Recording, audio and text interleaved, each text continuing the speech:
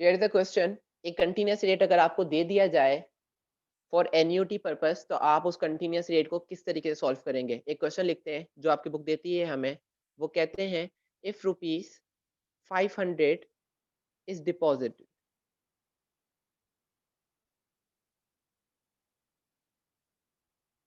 each year in a saving account,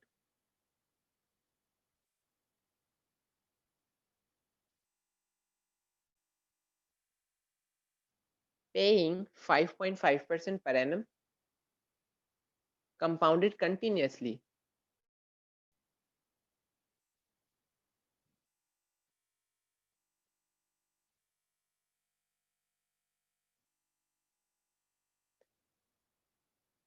how much will be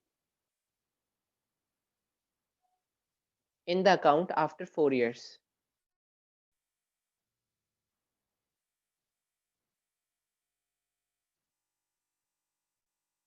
ठीक है बेटा, question क्या कहता है, जरा क्वेश्चन को गौर से पढ़ते हैं हम। 500 is deposited each year in a saving account paying 5.5% per annum compounded continuously। आप अगर 500 रुपए हर साल बैंक में जमा करवाते हो, अपनी सेविंग अकाउंट में जमा करवाते हो, जो सेविंग अकाउंट आपको 5.5% पर एनम कंटिन्यूअस इंटरेस्ट देती है, कंटिन्यूअस इंटरेस्ट देती है, how much will be in the account after 4 years? 4 सालों के बाद आपके अकाउंट में टोटल कितना सम होगा, कितना पैसा आपको 4 साल के बाद मिलेगा, हमें ये बताना है। ठीक है, हमने कहा कि भाई सारी बातें तो ठीक है, ये एन्युटी की बात कर रहा है। डिपॉजिट ईच ईयर का इसका मतलब ये हमसे हर साल आप पे कर रहे हो, तो आप हर साल के आखिर में ही पे कर रहे होगे। ठीक है, तो फिर क्या नाम है, एक और बात सुन ले बेटा, जब क्वेश्चन आपको स्पेसिफिकली एट द स्टार्ट और एट द एंड का नाम ना ले, तो आप उसको ऑर्डिनरी एन्युटी ही कंसीडर करेंगे, आप at the and he consider करेंगे उसको। समझ रहे हैं बात को? ठीक है, ये हमसे कह रहा है कंटिन्यूअस इंटरेस्ट की बात कर रहा है। हमने कहा यार नंबर ऑफ पेमेंट्स कैसे पता करें हम? नंबर ऑफ पेमेंट्स करना तो मुश्किल काम हो गया। कंटिन्यूअस इंटरेस्ट के अंदर हमें क्या पता हम कितने नंबर ऑफ पेमेंट्स कर रहे हैं, या बैंक हमें किस रेट से क्या कर रहा है, इंटरेस्ट दे रहा है।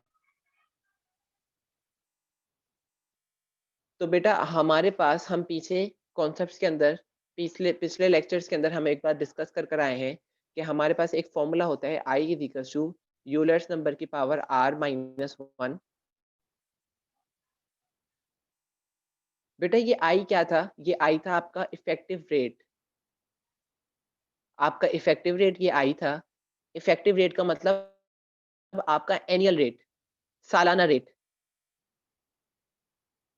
अगर आपको कंटिन्यूअस रेट गिवन हो और आपको पता करना हो कि ये कंटिन्यूअस रेट असल में हमें पूरे साल का कितना परसेंट इंटरेस्ट दे रहा है, तो हम इस फॉर्मूला की मदद से रेट को कन्वर्ट कर रहे थे। बिल्कुल, हम इसी फॉर्मूला की मदद से जो हमें कंटिन्यूअस रेट दिया है, हम उसको इफेक्टिव रेट और एनुअल रेट में चेंज कर देंगे। पहले आई बराबर होगा यूलर्स नंबर की, यूलर्स एक कांस्टेंट है, हमें यूलर्स की पावर नंबर क्या है, ई।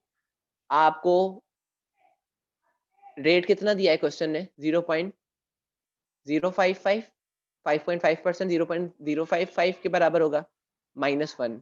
बेटा जब आप इसको कैलकुलेटर में सॉल्व करेंगे, तो आपके पास आपका एनुअल रेट आएगा 0.056540614।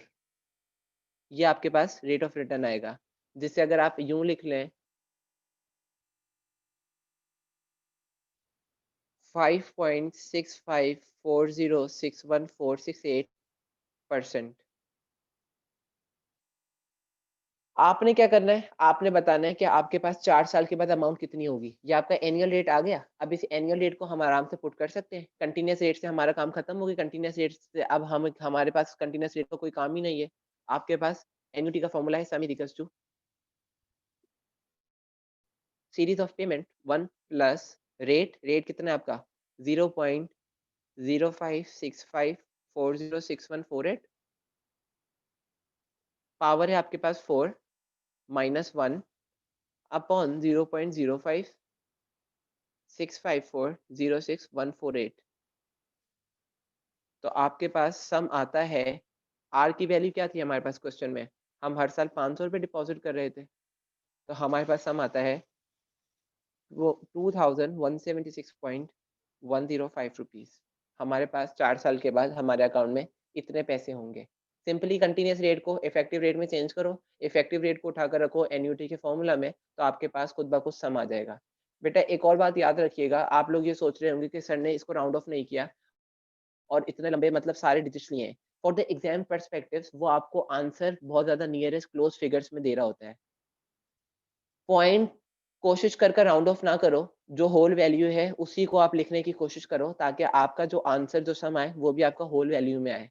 ताकि अगर उसने इन पॉइंट्स में भी कोई आगे पीछे किया है, लेट्स सपोज अगर ऐसे आंसर दे दिए 2176.41, 2176.32, इस तरीके के 3 आंसर दे दिए, 2176 सब में कॉमन है, तो ये तो तकरीबन सारे ही आंसर सही हैं।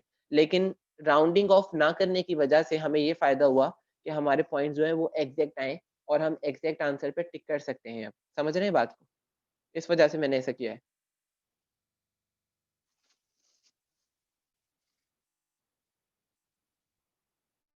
देख लेते हैं, इसको सॉल्व कर लेते हैं। पहले डेटा बना लें। डेटा आपको पता है कि आपके पास n है, नंबर ऑफ पेमेंट्स हैं 10 ईयर से, पर ईयर पेमेंट कर रहे हो तो आपकी नंबर ऑफ पेमेंट्स भी 10 हो गई, ठीक है। आपके पास r की वैल्यू है, पर ईयर जो आप रेगुलर सीरीज कर रहे हो पेमेंट की वो है 150,000, ठीक है। रेट ऑफ इंटरेस्ट आपको दे रहा है 8% पर एनम, साल में एक बार आपको इंटरेस्ट मिल रहा है, ठीक है। सबसे ज्यादा काम आसान हो गया। आपसे पूछ रहा है 10 साल के बाद बताओ आपके पास कितने पैसे हो जाएंगे, सम पूछ रहा है। आप पेमेंट करते हो एट द एंड, ये भी कह रहा है वो आपसे एट द एंड कहकर आपको रेस्ट्रिक्ट कर रहा है कि आप ऑर्डिनरी एन्युटी का फॉर्मूला लगाओ, r मल्टीप्लाई बाय 1 प्लस आई की power n minus 1 upon I. Regular series आपके पास है 150,000, 1.5 लाख रुपए आप हर साल जमा करते हो। 1 प्लस रेट कितना है 0.08, पावर है आपके पास 10 माइनस 1 डिवाइडेड बाय 0.08।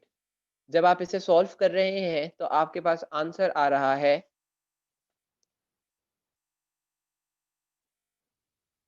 217298.4.37। यही आंसर है इसका? नहीं सर, बुक में यही है। नो सर, नहीं सर, इसको जो सॉल्व करें। किया ना मुझे 750 पर प्रिंसिपल 75,000 पर प्रिंसिपल सर 75,000 पे होगा। बेटा ये मैं कोई दूसरा क्वेश्चन कर रहा हूँ क्या फिर अटेम्प्ट? नहीं सर, नहीं वही सर, वही कर क्वेश्चन है, रहे हैं, लेकिन वही उसमें सर 2 क्वेश्चन है, आंसर प्रिंसिपल कर रहे हैं।